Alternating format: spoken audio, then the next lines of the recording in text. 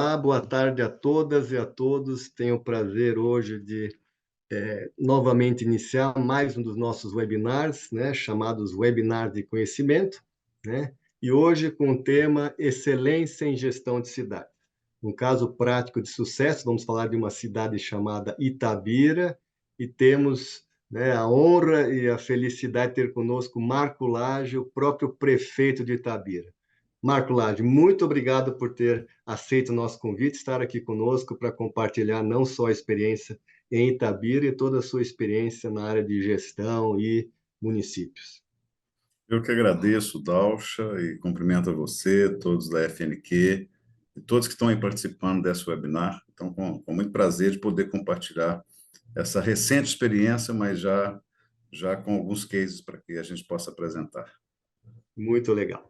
Bom, para quem ainda não nos conhece, a FNQ ela foi fundada em 1991, foi um movimento liderado pela AmCham, né, que é a Câmara de Comércio Americana, com 39 empresas, no intuito, na época, de preparar o Brasil, né, a indústria, para a iminente abertura de mercado que o Collor já anunciava. Então, a FNQ criou um prêmio, né, para criar essa saudável, né, competição, criou processos, criou ferramentas, capacitações. Então, assim iniciamos, né, como FNQ, por isso o Q da qualidade, né, a qualidade, a gestão da qualidade, e em 2005 nós alteramos nosso foco para a gestão, né, tanto que o Q hoje é qualidade da gestão, e desde lá nós trabalhamos, né, desenvolvemos, né, cada 2 anos, um novo modelo de excelência de gestão. Nós estamos na 22ª edição, e ele é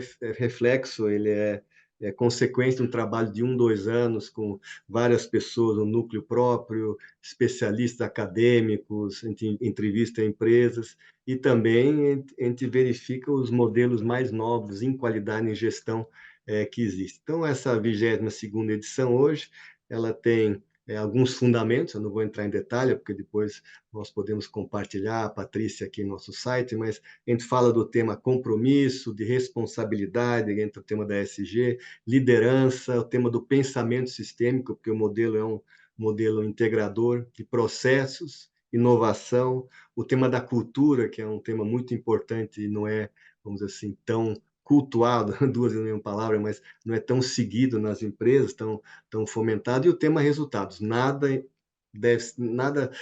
adianta ser feito se não há resultados na organização, tanto existe uma pontuação e o tema resultados são quase 50% dessa pontuação. Então, o que nós fazemos? Nós fazemos um diagnóstico com esse modelo, a gente depois tem um relatório que a gente oferece e atua com uma mentoria, a gente orienta como a empresa, a organização pode melhorar, e nós temos alguns modelos específicos para hospitais, para cooperativas, para ESG e para municípios, né, que é o tema que nós vamos resvalar hoje também. Então, falado um pouco aí da FNQ, eu queria agradecer, né, quem nos apoia, né, que é a FEComércio do Rio Grande do Sul, o Sesc Senac, o apoio institucional, né, do MS Competitivo, é nosso braço no Mato Grosso do Sul, da OBQ, né, que é o nosso braço, né, União Brasileira para a Qualidade de Minas, e o Movimento Catarinense pela Excelência, que é o Excelência Santa Catarina, e a nossa associação parceira, que é a ABQ, é a Associação Brasileira da Qualidade. Antes de apresentar o Marco, eu vou falar rapidinho de mim. Eu sou engenheiro elétrico formado pela USP, tenho MBAs em finanças, em inovação, em processo e administração, e atuei em várias empresas. Uma delas foi a Siemens, onde fiquei mais de 30 anos, e depois eu participei, eu trabalhei em vários centros de pesquisa e abri vários centros, e coordeno a FNQ desde 2019. Então, agora eu queria apresentar o Marco, né? O Marco, eu pensei alguns pontos importantes que eu queria ressaltar da tua carreira. Vou pedir desculpas, que eu acho que, né, eu talvez reduzi demais. Se a gente fosse ler todo o teu histórico, talvez te consumisse aqui o tempo do webinar, mas acho que vai ser bacana para ter uma ideia, né, de todo o teu, né, toda a tua carreira e tua bagagem. Então, Marco Lage, ele é mineiro de Itabira mesmo, é jornalista graduado pela PUC Minas, ele é mestre em marketing estratégico pela Universidade Federal de Santa Catarina, Ele foi repórter de Economia e Cultura e repórter especial da revista Visão, que todos devem conhecer. Também passou pela área de comunicação do Sebrae. Em 92, ele iniciou suas atividades na Fiat Automóveis como assessor de imprensa. No início dos anos 2000, ele assumiu o cargo de diretor de comunicação corporativa e sustentabilidade da FCA para a América Latina, passando a integrar o comitê diretivo da empresa.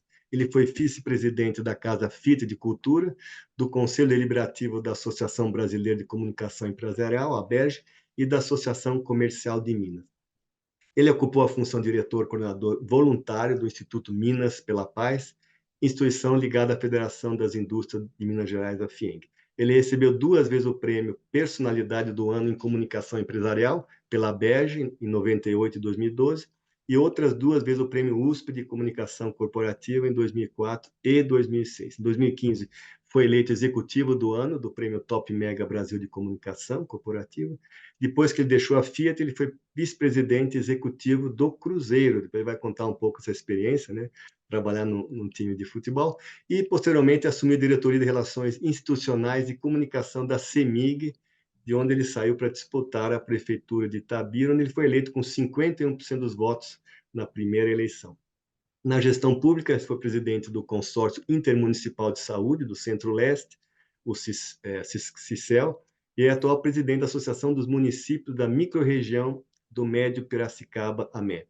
Ele é presidente do Consórcio Intermunicipal do SAMU, do Médio Piracicaba, CIS-URG, é diretor do Meio Ambiente da Associação dos Municípios Mineradores de Minas Gerais e do Brasil, e é vice-presidente da Frente Nacional dos Prefeitos, né, até um certo tempo atrás. Então, com tudo isso, eu só posso te agradecer de novo. O Marco está nos prestigiando com sua participação e temos certeza que a gente vai estar aí trocando informações interessantes. Para todos que nos assistem, eu peço, por favor, que coloquem, né, os seus comentários, suas considerações e perguntas, que eu vou, na medida do possível, inserindo a nossa conversa, quando eu estiver, né, alinhado com o momento da conversa, ou se não for uma coisa muito complexa, depois a gente depois complementa.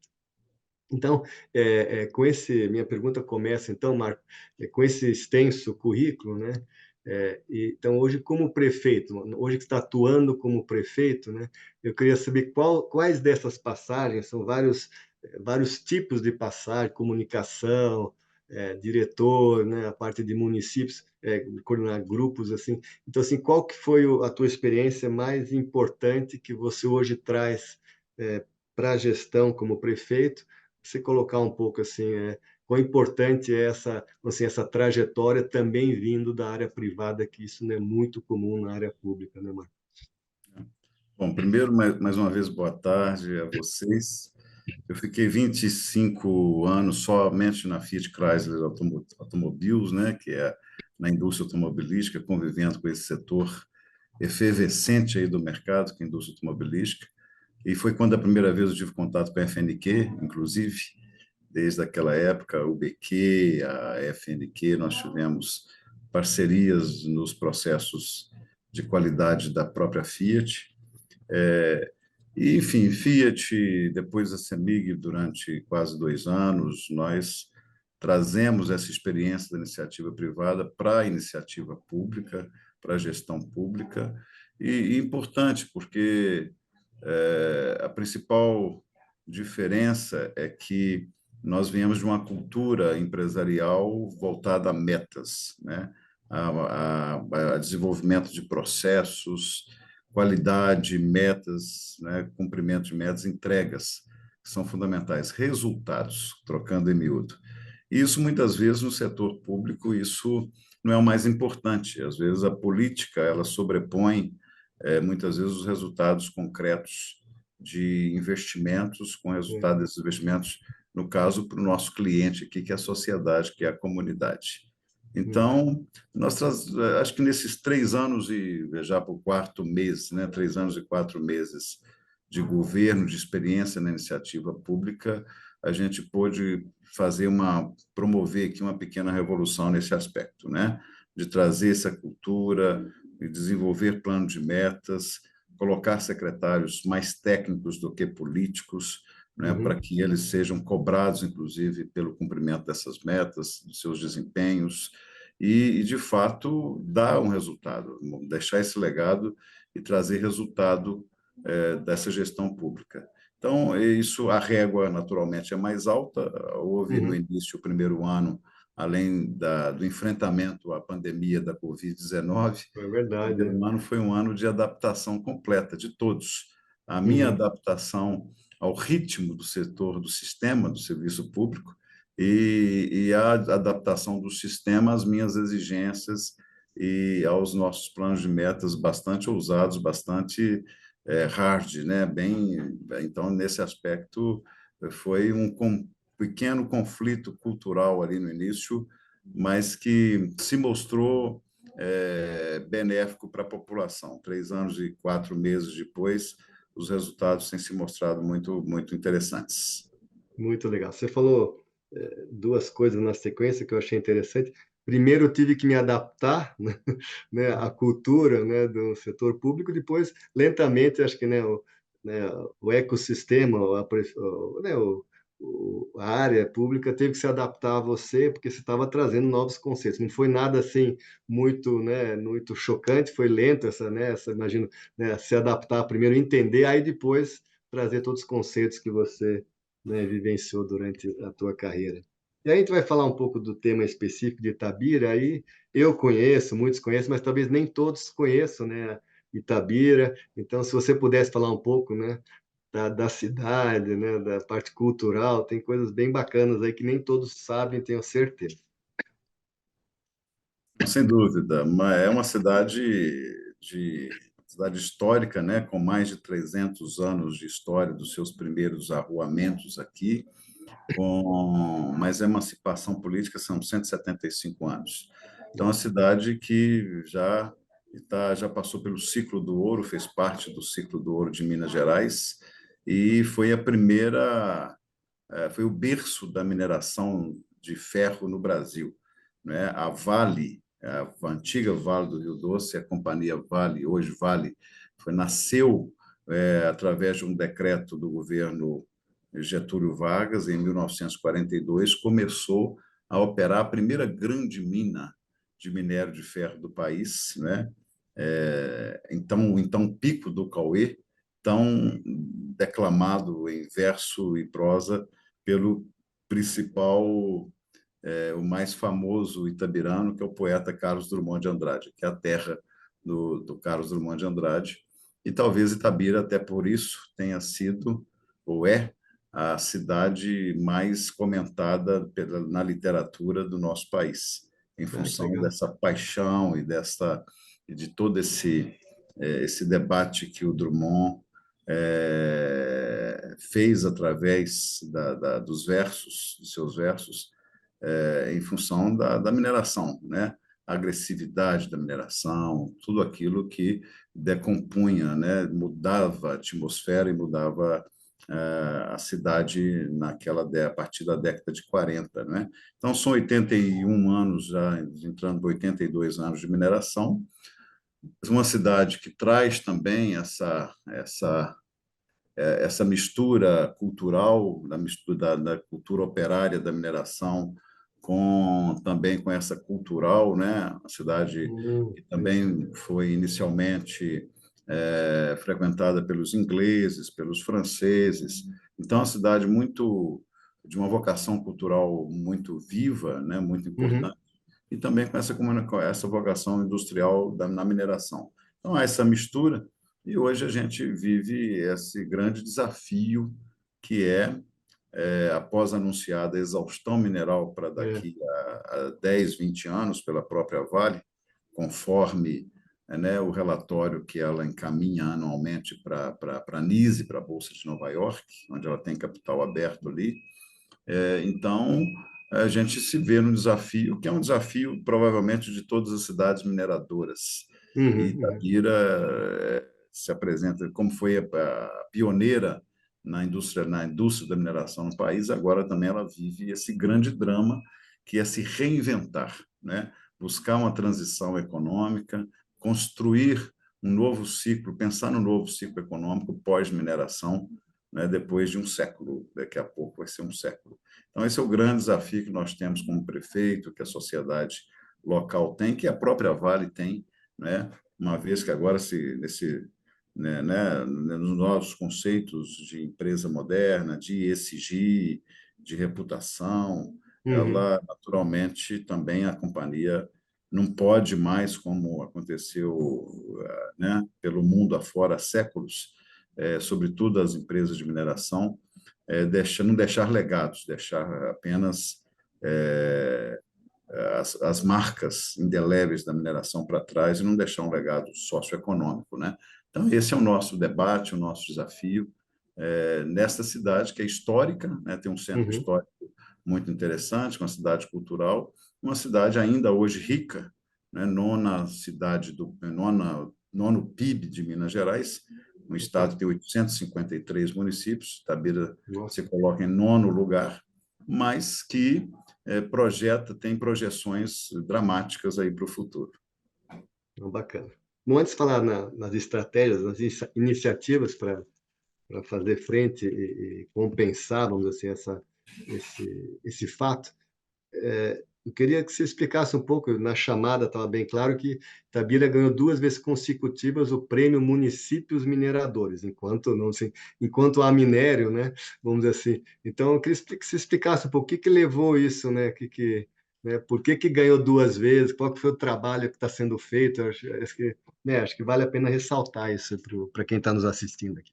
Isso, acho que desde o primeiro dia do nosso governo, apesar, né, de eu ter me ocupado do enfrentamento à Covid-19, né, que foi um drama para todas as cidades, para todo mundo, eu já comecei a ser prefeito pela primeira vez, tendo a saúde como grande desafio, né, o enfrentamento a uma crise de saúde, a uma crise sanitária. Uhum. Mas desde aquele primeiro momento, e trazendo também a minha experiência de gestor da área de sustentabilidade, uma multinacional por tantos anos, onde nesse aspecto nós cuidamos também de territórios, né? Os territórios das fábricas da Fiat no Paraná, em Minas Gerais, em Pernambuco, a fábrica da Jeep. Nós trouxemos uma experiência de intervir e de contribuir com os municípios, com as prefeituras, para buscar um modelo de sustentabilidade do território, de cidades sustentáveis, né? Então, Uhum. enquanto diretor da Fiat Chrysler, nós buscamos desenvolver projetos de cidades sustentáveis para os nossos territórios. Isso junto com instituições internacionais, junto com o próprio Instituto Ethos de São Paulo, né, que tinha um braço muito interessante nessa área de cidades sustentáveis, e a gente evoluiu muito nesse sentido, né? E Uhum. nós trouxemos essa experiência para Itabira pensando exatamente isso. Temos que desenvolver aqui um grande programa de cidade mineradora sustentável, né? Ainda que possa parecer uma incoerência, Antagônico, né? antagônico, né? É sustentável ou é cidade mineradora? Não tem jeito de ser as duas coisas juntas, né? Uhum. Mas nós tínhamos que buscar trazer isso para um território minerado há tantos anos, há tantas décadas, né? Com todas as marcas e os problemas e os ônus da mineração. Os bônus são sempre isso, uma receita, uma arrecadação alta, Claro. bons Uhum. salários, pleno emprego, não é? Uma empresa importante como a Vale, mas os ônus ambientais e sociais também são bastante relevantes, né? Então, nós precisamos juntar isso tudo e pensar nisso. Então, a proposta para a Vale já foi de cara, ao invés de mudar, já foi de cara uma mudança no relacionamento com a mineradora, do Legal. município com a mineradora. Em vez de a gente rodar o chapéu para programas de benemerência ou apoios para executar alguns projetos, algumas obras, nós propusemos um planejamento estratégico de longo prazo para a Vale. Então, criamos o programa Itabira Sustentável, Ah, né, legal. com a participação da Vale, pagando uma consultoria internacional. Uhum. A Vale, isso pedi para a Vale fazer isso, porque nós não tínhamos braços e nem conhecimento para colocar essas ideias para estruturar essas ideias para um planejamento de longo prazo, médio e longo prazo. Então, propus para a Vale isso, nós vamos criar um plano, uma visão de Itabira para 4 anos, que é o meu mandato, nós trouxemos isso para um plano de metas com 97 projetos da Prefeitura, sem participação de Vale, né, com os nossos recursos, o médio prazo, que são 10 anos de plano de projeto, e uma visão de 30 anos para frente, pensando na próxima geração, pensando no Itabira pós-minério de ferro, para um outro novo ciclo econômico. E aí desenvolvemos 15 eixos estratégicos, trouxemos a sociedade civil organizada para participar desses 15 grupos estratégicos, grupos de trabalho, grupos técnicos, e constituímos aí um arcabouço com 61 projetos estruturantes, né, para pensar Itabira do futuro. Isso está pronto. Ainda hoje tive mais uma reunião de um comitê que foi formado com o prefeito, com o Vale e com a sociedade civil, e está se desenvolvendo esse plano agora, né, alguns projetos já em andamento, e o plano de metas do curto prazo sendo executado, né, e sendo executado com velocidade, com rigor.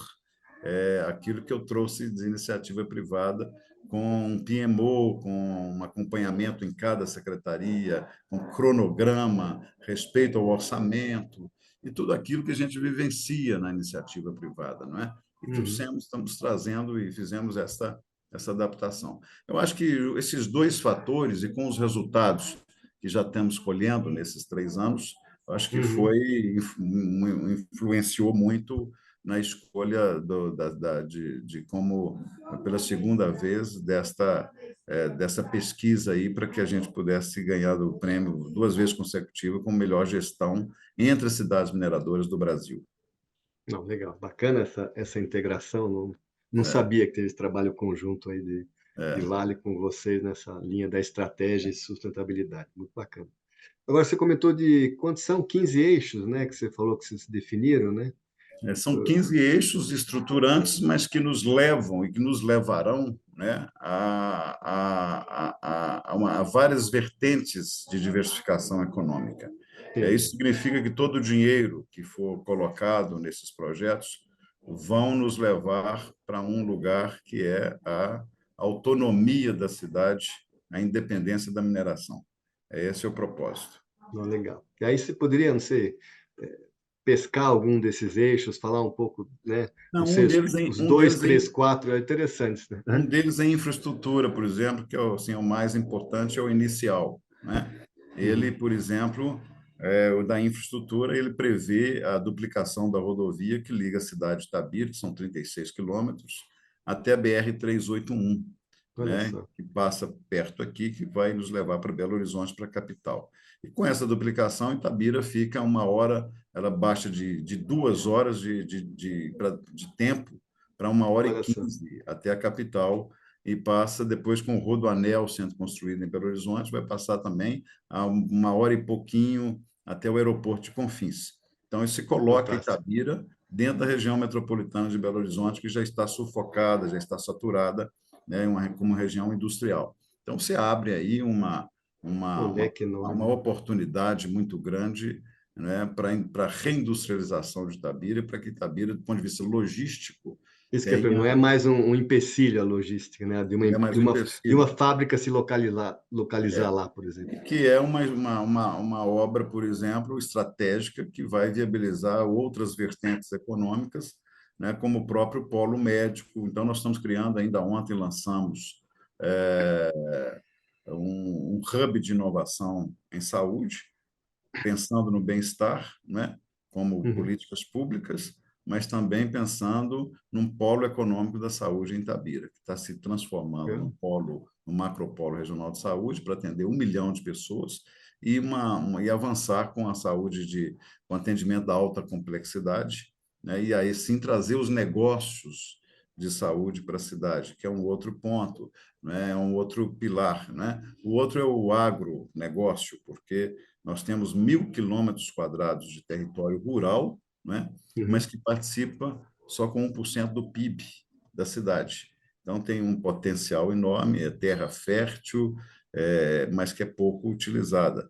Então, é uma nova fronteira agrícola, pecuária que se busca, então é um outro grupo de trabalho para que a gente avance nesse projeto. Então, por exemplo, um dos projetos é a plantio de mandioca, para que a fécula de mandioca possa ser usada pela Vale para Olha pulverizar os só. vagões, porque os vagões saem de Itabira até o Porto de Vitória e, ao longo do caminho, ele é pulverizado hoje com amido de milho para não haver perda, né? Ao longo da estrada de ferro, vai perdendo, e cada Olha vagão só. daquele custa US$ 100.000, e aí, se perder um vagão por viagem, de poeira, de pó de minério que fica para trás, são Nossa. US$ 100.000. Então, nesse sentido, você sela esse vagão com uma chuveirada, né? Uma pulverização Aham.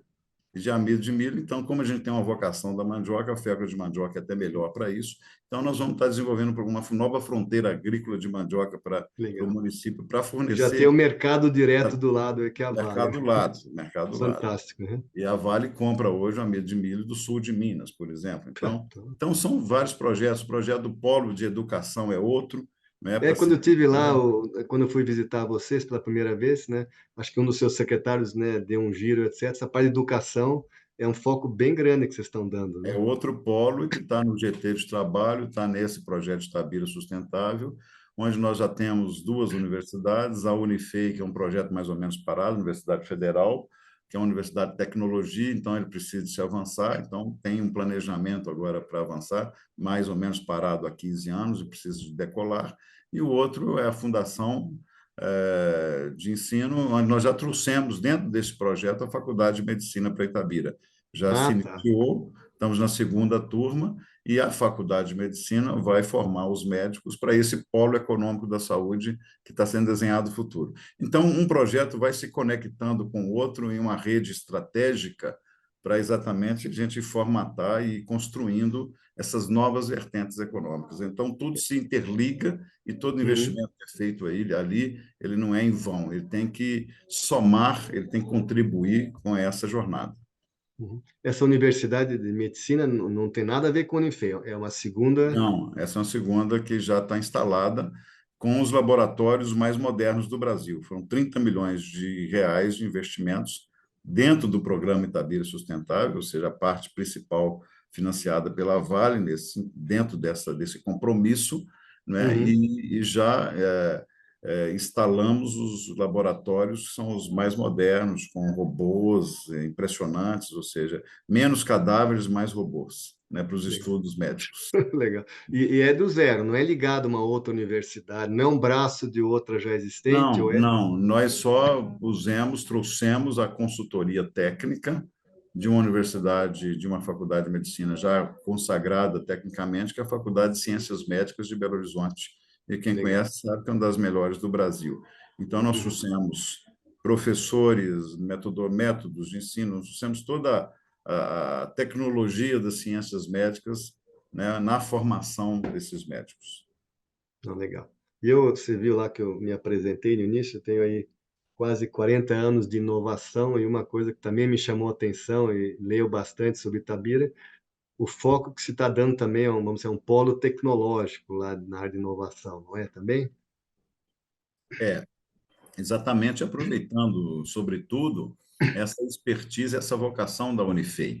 A Unifei é a Uhum. É. Universidade Federal de Itajubá, que tem um Uhum. campus avançado em Itabira já há 15 anos, mas que tinha um propósito de trazer para cá esse braço tecnológico e criar, a partir da universidade, um polo científico tecnológico para Itabira.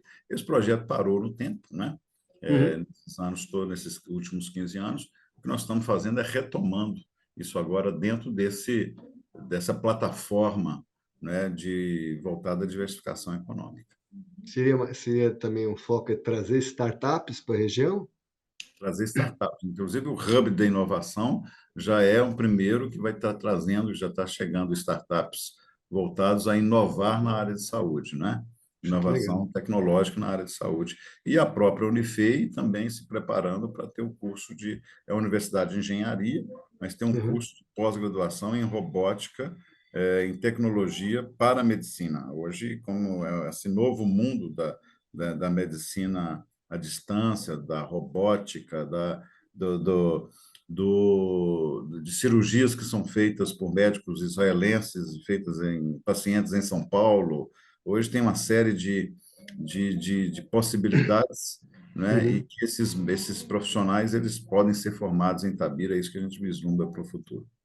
Ah, legal. Com esse foco em medicina e universidade, quero crer que na região toda, né, acho que contigo, né, tirando Belo Horizonte, vai ser uma opção muito forte para, né, pessoas que querem se dedicar, querem seguir a linha da medicina, optar por crescer e fazer toda a sua formação em Itabira, né? Vai ser interessante, né? A ideia é essa, que fazer um centro de formação nas especialidades médicas, mas que também tenha experimentação, né? Que nós tenhamos aqui um grande polo também da alta complexidade, né? A Uhum. oncologia, neurologia, ortopedia, cardíaco, enfim, todas as especialidades médicas, a gente poder criar um centro de excelência aqui no município. Ou seja, é sair da mineração, sair da caixa completamente, mas Uhum. buscar vertentes econômicas que sejam novas, que sejam novidades. Não adianta mais a gente pensar em trazer uma indústria automobilística para substituir a mineração, para repetir o case de Betim, por exemplo, com Fiat, Uhum. É. o case do ABC Paulista, né, com Volkswagen, Ford, GM, porque já é um outro cenário, né? Essa indústria já não é mais a mais moderna, né? Pelo contrário, ela está reduzindo os seus volumes. Então, a Uhum. gente precisa nos reinventarmos, mas dentro de uma perspectiva mais nova, mais moderna, dentro de uma perspectiva essas novas fronteiras econômicas que se abrem no mundo, né? Não, legal. Você comentou, falou um pouco de Itabira no início, toda essa, né, uma cidade, né, que tem quantos? 170 anos que você comentou, né? Não sei É, quantos anos. E cinco anos. toda essa história, Casa Drummond, agora que vai ter um acesso, tá, né, mais rápido, o tema turismo você vai querer trabalhar também, ou está trabalhando, porque é um potencial enorme que vocês têm, né? Já estamos trabalhando, Ah, exatamente. é? Porque o turismo também, o que a gente agora também está avançando na formação, né? Na formação do turismo, buscando os cursos, seja profissionalizantes, ou seja, universitários na área de gastronomia, de turismo, de hotelaria. Então, avançando nesse aspecto, porque o potencial é enorme, em Uhum, três vertentes dentro do turismo, né? O turismo cultural, né? Itabira hoje nós já temos o Festival Internacional Literário, tem vários festivais internacionais, teatro, de música, literatura.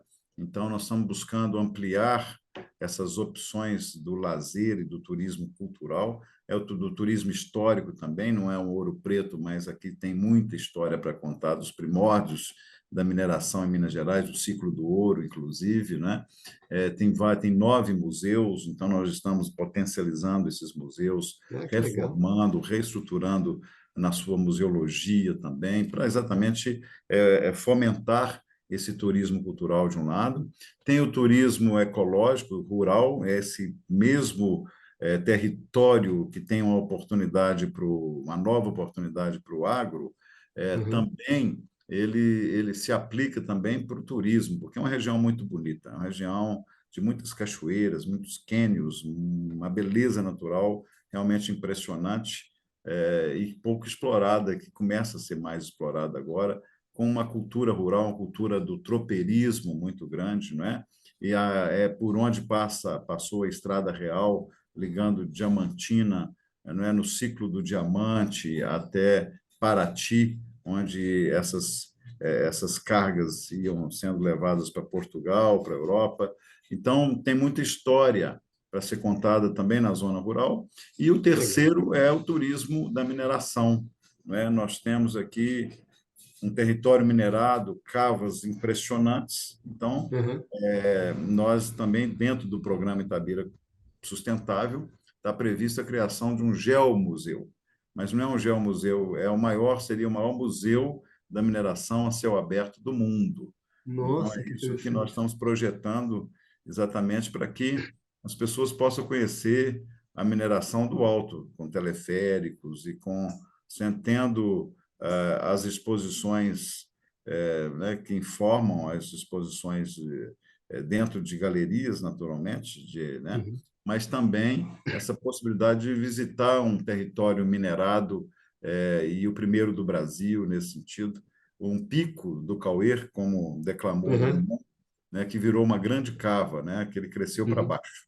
Então, isso tudo faz parte de uma história e são imagens impressionantes que podem, de acordo com os especialistas, atrair turistas do mundo inteiro. Ah, legal. Até tem uma pergunta aí do Carlos Cardoso que, então, assim, eu vou fazer um link com o que você falou anteriormente, que é essa modernização, essa, né, a visão mais estratégica, educação e inovação da Itabira com o tema aqui do turismo. Ele pergunta o seguinte: como está sendo o desafio de compatibilizar Itabira histórica, né, com a nova Itabira moderna, mantendo um projeto urbanístico harmônico, evitando a tradicional, aí ele fez um neologismo, né? A tradicional frankensteinização de outras cidades brasileiras. É. Não, isso é muito comum, Carlos, né? Isso é muito comum mesmo. A gente vê essa mistura e sem planejamento e torna a cidade mais feia, né? E cidade mineradora ou cidade minerada por si só, ela não é cidade bonita, é uma cidade empoeirada, muito pó Uhum. de minério, ainda mais Itabira, que é uma cidade muito perto da mina, né? Tem cidades que as minas são mais afastadas.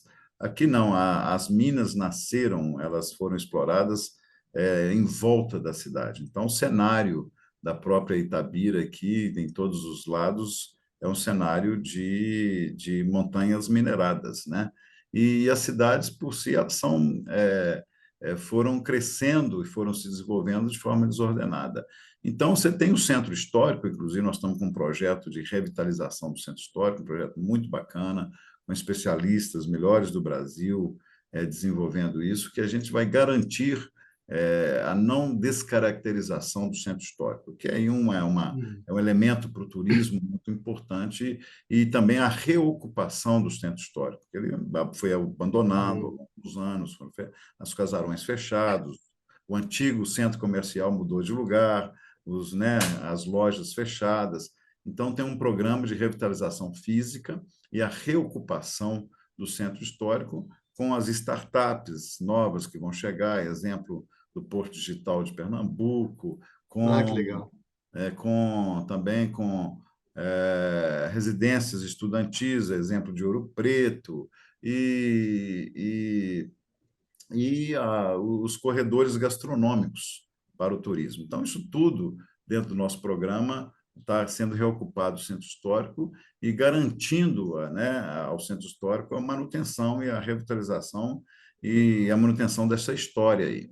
E depois, quer dizer, a cidade moderna, vamos chamar assim, ela está sendo, nós estamos criando um programa urbanístico, né, Ah, legal. arrumando aquilo que dá para arrumar, e Uhum. tem um novo plano diretor sendo elaborado, na verdade, é para 2026 ainda, que é prevista em lei essa revisão, mas já estamos trabalhando nisso para que o novo plano diretor garanta minimamente uma nova ordenação, não é, urbanística para a cidade. Então, tem arquitetos nos ajudando, tem um plano de mobilidade urbana inédito que a cidade nunca teve. Então, e, sobretudo, aquilo que nós já estamos investindo é nas praças e na cidade inteligente, né? Nós Uhum. reformamos 16 praças, estavam realmente em estado muito ruim, e com novos conceitos, né? Com novos conceitos de convivência humana, Ah, né? que legal. Praças com acessibilidade, praças com espaços específicos para pets, que também é uma realidade. Hoje, os pais de pets é uma realidade também né, das comunidades, praças com espaço para criança, todas as praças conectadas com Wi-Fi em alta velocidade, dentro do programa de Cidade Inteligente, a cidade também mais segura, porque esse mesmo programa também traz as câmeras de segurança conectadas numa central de comando com as forças de segurança, Polícia Militar, Civil, Corpo de Bombeiros, Defesa Civil. Então, portanto, uma conexão, um trabalho de médio e longo prazo que vai garantindo a cidade histórica nos seus primórdios, né, mantendo isso aqui e organizando urbanisticamente a parte que já existe na cidade e criando um plano diretor que garanta, né, um planejamento melhor para ampliação para onde a cidade, para os vetores de crescimento e desenvolvimento da cidade. Não, legal. Esse tema da segurança, imagino também é corroborado pelo que eu digo, uma alta empregabilidade, ou seja, o desemprego deve ser relativamente baixo em Itabira, né? É Você baixo. imagina A isso cidade tem também. pleno emprego em função da mineração, né, em pleno vapor nesse momento. Então, legal. Você falou das praças inteligentes, tema da segurança, câmeras. Falando agora um pouco do, como é que eu vou fazer? Não é microecossistema, mas do principal cliente, né, de uma prefeitura, que é o cidadão, né? Que outras ações foram feitas que são perceptíveis, né? Para mim, Daucha, cidadão de Itabira, que foram implementadas, como essas duas que você comentou. Acho que deve ter sido várias aí, acho que é legal você Não, compartilhar. isso, com relação ao cidadão, isso é muito importante, porque é claro que a gente parte do conceito de reinventar a cidade economicamente, trazer a Sim, cidade para o novo ciclo, preparar a cidade para o novo ciclo, mas você não consegue preparar a cidade para um novo ciclo de desenvolvimento sem olhar para dentro, sem olhar uhum, isso, para isso. como é que vão as pessoas, né? Como é que estão as políticas públicas na área de educação, saúde, assistência social, né? O esporte, como é que a cidade cuida de gente, né? Porque depois, Uhum, uma das premissas fundamentais, ainda que eu venha da iniciativa privada, mas como prefeito agora, e aquilo que eu assimilei muito rapidamente, é que tem que cuidar de gente, tem que cuidar das pessoas, né? Não dá para falar em desenvolvimento econômico se a gente tiver problemas na questão social, se não tiver desenvolvimento social. claro. Então, a educação, quando a gente assumiu, realmente estava em estado muito crítico, seja em função da pandemia que levou as crianças para, né, onde esvaziou as escolas, mas seja também por falta de políticas públicas consistentes nesta área. Então, nós estamos reformando todas as escolas, fizemos um grande programa de aperfeiçoamento dos professores, dos profissionais de ensino, criamos a escola do servidor, né? E, sobretudo, com muito foco em educação, reciclagem total, pagamento de salários, piso nacional era um problema, né? Então, nós adotamos o piso nacional do professor, fizemos melhorias nas condições de trabalho, os investimentos nas escolas, prevendo também a reforma pedagógica com aula de ciências, com laboratórios de ciências, bibliotecas em todas as escolas, laboratórios de robótica, e estamos lançamos o programa da Escola Integral com 25% ao ano de adesão, até que em 4 anos a gente possa ter 100% de todos os estudantes das escolas municipais na escola integral. E a Itabira, nesse sistema, nesse modelo, pode ser que seja a primeira cidade do Brasil a ter 100% das crianças das escolas públicas fazendo esporte, um tipo de esporte, e um tipo de arte, de arte, de Legal. cultura no contraturno escolar, né? Ou música, ou teatro, dança, artes plásticas, Sensacional. enfim, algum tipo de arte, essa experiência, todas as crianças passam por aí. Além de merenda escolar, né? Merenda em casa, que a gente está fazendo um programa de merenda em casa para que a criança, durante as férias, não perca a capacidade nutritiva dela, porque cientificamente nós demonstramos que quando ela volta diferente, ela volta, Claro. né? Então tem um gap aí que atrapalha o aprendizado. Exame de vista para 100% das crianças, distribuímos 557 óculos de 10 Que mil legal. exames de vistas que foram feitos. Transporte escolar foi completamente reformulado. Viva Férias, a colônia de férias para as crianças durante as férias, aí fazendo parceria, inclusive, com os clubes sociais privados para abrir as portas e para que durante as férias, que eles são mais né, para que também tivesse horários para as crianças das escolas públicas.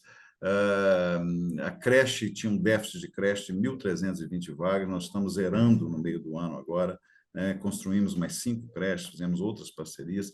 Então, Legal. na educação, foi um foco muito importante, porque nós tivemos essa base, ela é fundamental para a gente pensar no futuro, senão não tem jeito.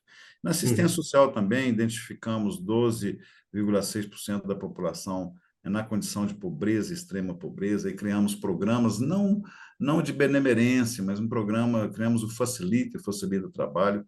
Primeiro criamos uma moeda social, foi até uma reportagem de página inteira do Estado de São Paulo, do Estadão, com relação a Itabira nesse sentido. É, Então, criamos ali a moeda social para colocar comida na mesa em primeiro momento, mas os beneficiários da moeda social, para que elas, a meta do secretário de Assistência Social é diminuir. Hoje nós são 5.000 famílias que são beneficiadas, e a meta dela é diminuir a cada ano, e diminuindo 20% a cada ano, e incluindo essas famílias no mercado de trabalho. Como? Capacitando e encontrando trabalho para essas pessoas, e a maioria mulheres, muitas vezes mulheres solo, arrimo de família, né?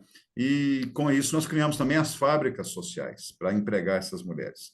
Então, os uniformes das escolas, o uniforme dos programas de esporte são feitos nas máquinas de costura dessas fábricas sociais por essas mulheres que que estão sendo legal. incluídas no mercado de trabalho. Uma outra fábrica, fábrica de fraldas geriátricas, fraldas para criança, para as creches, absorvente higiênico para o programa de dignidade menstrual, também sendo produzidos em fábricas sociais por essas mulheres que estão vindo desse extrato aí da sociedade, pobreza, extrema pobreza, sendo capacitadas para a cultura do trabalho. Então, isso tudo são programas de cidadania e que promovem a inclusão social, sobretudo, e mais dignidade, mais qualidade de vida na cidade, para preparar essa comunidade aqui para novos ciclos.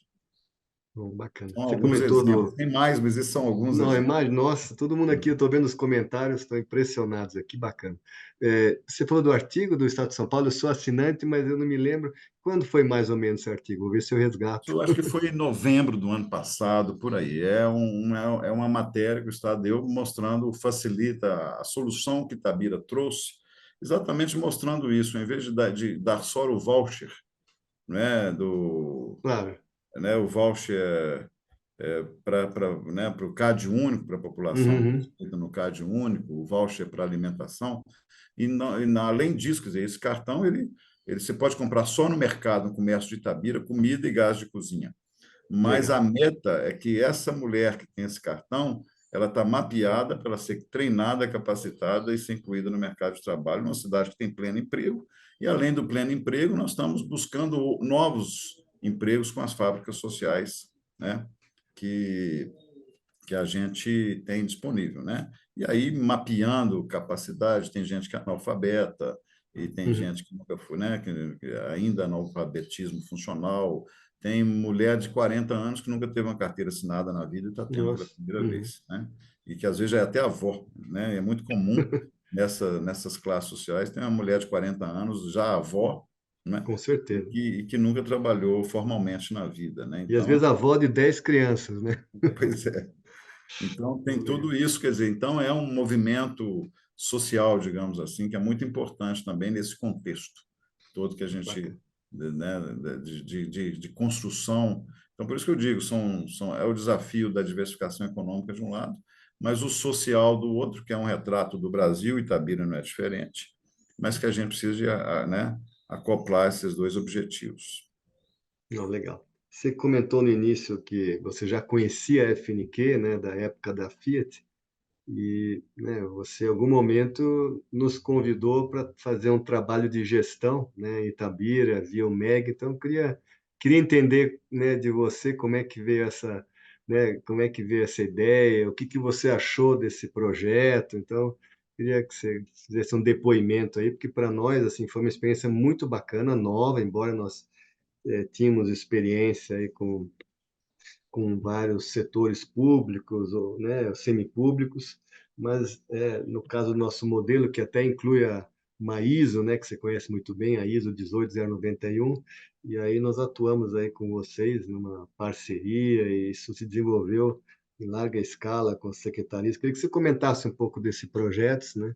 Esse projeto, como é que ele iniciou e como é que você considera ele dentro desse teu conceito estratégico de gestão, né? Falar um pouquinho para a gente. Não, sabe, Dalcha, isso é importante demais, sabe? Eu acho que essas experiências, o Brasil precisa muito disso. Você traz o serviço público, ele, da mesma maneira que nós precisamos de uma consultoria para estruturar um projeto de planejamento estratégico de longo prazo para uma gestão pública, para uma cidade mineradora que em vias de exaustão mineral, ou seja, se não fizer nada passa de ser uma cidade rica para uma cidade pobre e esvaziada. Tem vários Uhum, exemplos destes no Brasil e no mundo, sobretudo a mineração é isso, é um produto finito, né? Se exaure um dia, não dá duas safras, como já dizia, né, o Arthur Bernardes lá atrás. Mas veja, é fundamental para o serviço público esse tipo de experiência. Então, nossa experiência com a FNQ, com o MEG, com o modelo de excelência em gestão, por exemplo, foi importantíssimo e tem sido para nós, porque, uhum, primeiro, o que você encontra no serviço público? Primeiro, uma estrutura completamente analógica, não tem nada de digital aqui, a digitalização é um passo que nós estamos dando, passo a passo aqui, que ele é fundamental, e já avançamos bem. E o outro é método de gestão, excelência em gestão, processos, sobretudo. E uhum, nós, além de melhorar os processos, e os resultados estão sendo colhidos agora, a gente está vendo que é fundamental, a falta de processos no serviço público, ela é impressionante, ela emperra, claro. inclusive, os próprios cronogramas, ela emperra a máquina pública, ela é emperrada muito pela falta de processo, por modelos de gestão ou por falta de modelos de gestão, né? Uhum, Então, a gente precisa de parcerias e a parceria com o MEG aqui, com a FNQ, ela tem sido fundamental por isso também, né? E, uhum, além de tudo, você deixa legados, né? Você tem que claro. deixar legados e melhorar o processo de gestão. Acho que isso precisa de ser ampliado muito. Isso não no nível só de prefeituras, mas de governo de estado, de governo federal. Eu acho que a gente tem um campo, o serviço público precisa de acordar para isso, ele precisa de mais eficiência, precisa de Uhum, mais excelência em gestão. E é isso legal. que a FNQ nos trouxe, e essa experiência que eu acho que ela precisa ser ampliada, ainda na prefeitura de Itabira, mas em outros Com certeza. em outros municípios, enfim, no serviço público de uma maneira geral. Eu acho que é muito enriquecedor, necessário, fundamental. Bacana. Não, e você falou do legado que deixa, para quem não conhece, nosso modelo pressupõe a capacitação e acompanhamento de, assim dizer, multiplicadores. Então, né, são pessoas que foram definidas para participar do começo ao fim do processo de diagnóstico. Então, mesmo a FNQ saindo, né, a prefeitura, qualquer organização, vai ter pessoas lá capacitadas com essa cultura de gestão e que vão dar continuidade. Isso acho que é muito importante, né, E, para o próximo. sobretudo, os servidores efetivos concursados Isso. que vão Uhum, ficar, que vão estar dentro do sistema e que vão poder repassar e assimilar esses modelos para, né? Eu acho que isso é realmente legado. uhum. Não, legal. E aí, uma pergunta, não é a final ainda, mas acho que é importante, com toda a tua experiência, né, do passado, área privada e agora, né, como prefeito, você tem participado, como eu li lá, de vários fóruns, iniciativas, né? Então, é bacana né, você compartilhar esse teu conhecimento e ideias. Acho que raramente eu vi, né, um gestor público com tantas ideias, então, assim, de implementação rápida e estratégicas também. Então, queria saber o que está atrás, né, dessa tua participação em tantos fóruns e comitês, né, e como é que você vê vamos dizer assim, essa tua vontade, esse teu compromisso em trabalhar outras regiões, outros comitês e outras cidades, pelo que eu estou vendo aqui. Não, eu acho que essa também faz parte da nossa responsabilidade, né? Então, a gente tem uma responsabilidade como prefeito, a responsabilidade de fazer a gestão pública de uma cidade, fazer o uso correto dos recursos públicos, não é, desenvolvimento social e econômico, como a gente falou tanto aqui, mas eu acho que também criar cases é importante. Então, à medida que a nossa experiência em Itabira tem sido bem sucedida, tem Uhum. tido resultados já no terceiro ano, apesar do primeiro de Covid.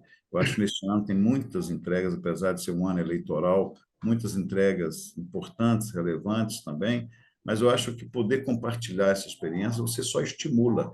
Então, eu, por exemplo, estou lá nas entidades, na FN, né, numa entidade nacional como a Associação dos Municípios Mineradores. Então, isso tem sido comentário, e então vão se buscando, as pessoas buscando o modelo de Itabira para trazer para os seus municípios. No Médio Piracicaba, que é a nossa micro-região aqui, onde eu dirijo também a associação, da mesma maneira. Então, nós vamos, assim, com isso, estimulando outros prefeitos e passando a ser um benchmarking, né, de outras prefeituras, uma referência para outras prefeituras copiarem nosso modelo. Ainda ontem recebi aqui secretários de Itabirito, eu estive na posse do IBRAM em Brasília, as empresas mineradoras de outras cidades, como o Anglo América, com o Anglo Gold, de outras cidades, querendo entender o programa do Itabira Sustentável para que eles possam estimular nos seus territórios ou propor aos prefeitos daquelas cidades onde elas atuam, para também desenvolver um programa de sustentabilidade de longo prazo, porque as empresas também interessam. Então, é um programa, são experiências que podem ser, que devem ser assimiladas por prefeitos e por empresas, né? Então, acho que essa experiência, poder compartilhar essa experiência também passa a ser uma contribuição social importante, né? Não, legal. Bom, e a outra pergunta, né, acho que alguns, quando eu li teu histórico, talvez alguns tiveram interesse de perguntar, eu em função de tudo que você falou, dirigi um time de futebol. Você estava na direção de um time de futebol. Pode ser que muitos não gostem, né, desse time, né, Cruzeiro, mas aí é uma questão mais de ser fã, né, ser torcedor ou não. Mas eu queria ouvir de você um pouco, né, vamos assim, dirigir um time de futebol é mais complicado do que uma cidade ou não, porque um time de futebol tem vários, como a gente fala na FNQ, né, nosso modelo, tem várias partes interessadas. Tem jogador, tem a direção, tem a torcida, tem patrocinador. Então, como é que foi essa tua Tem mais experiência? paixão, né? Tem muita Mais paixão paixão, envolvida, né? Uma coisa né? imprevisível. É. Não, essa foi uma experiência até por acaso, porque eu deixei a Fiat para um projeto pessoal, né? E ali os italianos, alguns italianos fornecedores da Fiat na Grande BH ali, eles fazem parte do Conselho do Cruzeiro e propuseram a nova gestão do Cruzeiro a ter um executivo que pudesse profissionalizar a gestão do clube, exemplo do que estava sendo feito no Flamengo naquela ocasião. Estou falando de 2018. E aí sim assumi a vice-presidência executiva lá com a tarefa de profissionalizar. E realmente um clube de futebol, você imagina o Cruzeiro com uma das equipes grandes do Brasil, dos clubes maiores do Brasil, mas uma bagunça do ponto de vista de gestão, RH, compras, ou seja, muito longe de ser ter conceitos empresariais ali, e precisava ser, porque Uhum, movimenta muito dinheiro, muito recurso. claro. Então, no aspecto da gestão, trouxe na época a Ernest Young para me ajudar a elaborar isso, Oh, como que da maneira que foi interessante. feita no Flamengo, né? O Flamengo, Ernest Young também trabalhou e já tinha uma expertise de fazer um planejamento para clube de futebol, com todas as dificuldades, política, conselheiro, né? Então, e ali a gente realmente desenvolveu um trabalho bacana, que é exatamente isso, estruturar um projeto profissional, de gestão profissional num clube, que tem, a exemplo do serviço público também, muitas interferências políticas, né? E as interferências Nossa, políticas, imagino. elas interrompem projetos, elas atrapalham processos. Então, de fato, é muito complexo. Mas, então, fiquei um período e saí exatamente porque esbarrei em problemas políticos né, e de gestão temerária, vamos chamar assim, na parte do futebol. Né? Eu estava cuidando da gestão de tudo, criando o centro de custo, porque as pessoas gastavam o que queriam, né? E depois os clubes Nossa, se endividam por conta disso. Né? Não tem orçamento que aguente, né? Não tinha centro de custo. Cada um podia aumentar a folha de salarial. Então, e o futebol, sobretudo, é algo completamente indisciplinado com relação a orçamento, né? Então, eu tive, depois de estruturar todo um programa e esbarrar na não aplicação desses programas, desses projetos, e aí eu tive o meu primeiro embate quando programas desenvolvidos e não conseguia aplicá-los, porque a política não deixava aplicar os programas. Então a experiência foi não curta, vale a pena. Mas que infelizmente por legal. conta disso, né? Mas Uhum. talvez por isso seja mais difícil, enquanto a experiência das SAFs, das Sociedades Anônimas de Futebol, ela é mais eficaz, porque tem Entendi. dono, tem que ter dono, né? Enquanto não tem dono, a realidade dos clubes de futebol no mundo todo aí é falta de gestão, aí é um problema de gestão, né? Uhum. Então, ela se torna mais difícil por conta disso, né? Não, bacana. Mas Ô, foi Marco, boa a experiência, até porque era meu clube do coração, né? Ah, é? Eu pude Senão você não teria experimentar, aceito, né? eu pude trabalhar um pouco para o bem do meu clube do coração e reinventar uma série de coisas, mas infelizmente na cultura É, organizacional de um clube de futebol com conselheiros políticos, com muita política envolvida ali, era muito difícil, impossível, né? impossível avançar. Imagino. Mas vi que foi uma experiência interessante. Bom, Marco, da minha parte, eu esgotei as minhas perguntas e curiosidades. Quando eu pude, eu trouxe perguntas aí do público. Realmente não consegui trazer todas, a Patrícia vai mandar para você, mas eu queria deixar a palavra aberta para você nas considerações finais. Pode usar o tempo que você quiser, né? Mas fique à vontade. Não, é mais agradecer, Dalcha, a equipe da FNQ, pela experiência que passamos juntos aqui em Itabira, nesses módulos de gestão, de treinamento de servidores para uma cultura de excelência em gestão. Acho que isso foi muito importante. Então, deixar o meu agradecimento também pela oportunidade de estar compartilhando aqui com vocês essa experiência. Eu acho que isso é importante, como eu já disse, o serviço público precisa disso. Precisamos de assimilar novas culturas de gestão, novas responsabilidades, novos modelos de controle, né, para o bem da nossa população, é assim que vai construir. Eu acredito que um país como o Brasil, com tantos problemas, com tantas dificuldades sociais ainda, né, mas com tanta riqueza, seja cultural, seja territorial, nós acho que a gente precisa disso. E acredito que isso começa pelas cidades. É, não acredito, né, talvez né, num grande Projeto estadista nacional, né? nacional, o grande estadista que vai chegar em Brasília e vai realmente desenvolver, apesar de toda a questão acerca da municipalização, os Uhum. impostos ficam, não é, 65% em Brasília, 25% nos estados e apenas o restante, que 10, 15% para os municípios, apesar dessa inversão aí, né, da federação, enfim, das questões fiscais, mas apesar disso tudo, acho que as experiências nas cidades elas vêm de baixo para cima. As boas experiências, tem muitas cidades muito bem geridas, com Uhum. cases muito interessantes, muito fantásticos. Eu acho que isso vai sim poder fazer o Brasil mudar. Eu acho que é debaixo das cidades, nas cidades onde as pessoas vivem, é que as melhores experiências podem acontecer, os melhores cases podem acontecer. Não, legal. Trago aqui um comentário do Basílio Dagnino, é nosso conselheiro, mas eu diria assim, é um dos papas da qualidade.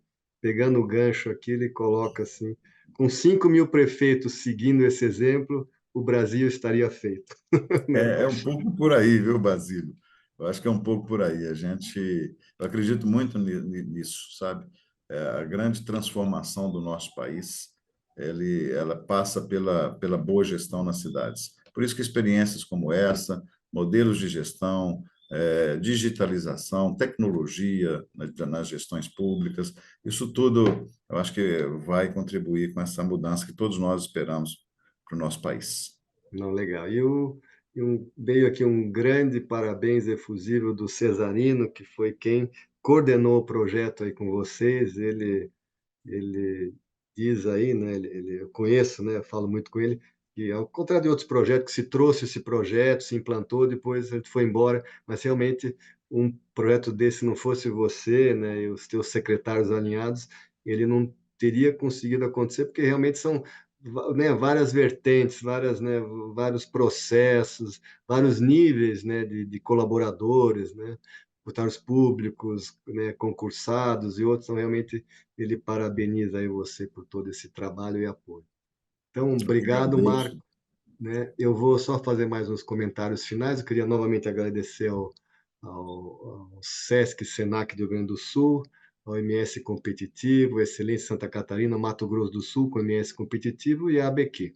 E a UBQ também, né, por dar esse nosso apoio.